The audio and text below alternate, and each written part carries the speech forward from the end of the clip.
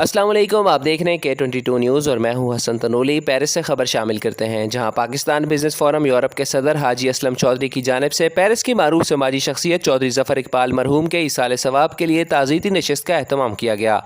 نشست میں مرحوم کے اہل خانہ، عزیز و اقارب اور کمیونٹی کے معزز افراد نے بڑی تعداد میں شرکت کی۔ نشست کا آغاز قاری محمد صدیق نے تلاوت کلام پاک سے کیا۔ سلمان اسلم چودھری نے ہدیہ نعت رسول مقبول پیش کیا اور نظامت کے فرائض شیخ زاہد فیاض نے انجام دیے۔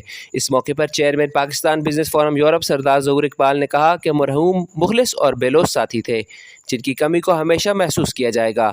حاجی اسلم چودھری کا کہنا تھا کہ ظفر اقبال مرحوم کی کمیونٹی کے لیے خدمات ناقابل فراموش ہیں۔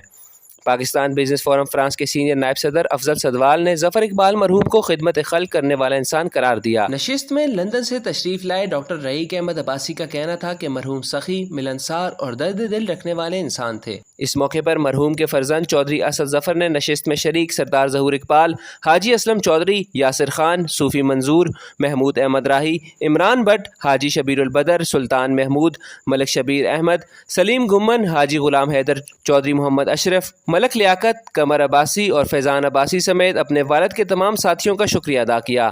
آخر میں قاری محمد صدیق نے مرحوم کی مغفرت اور درجات کی بلندی کے لیے دعا کی۔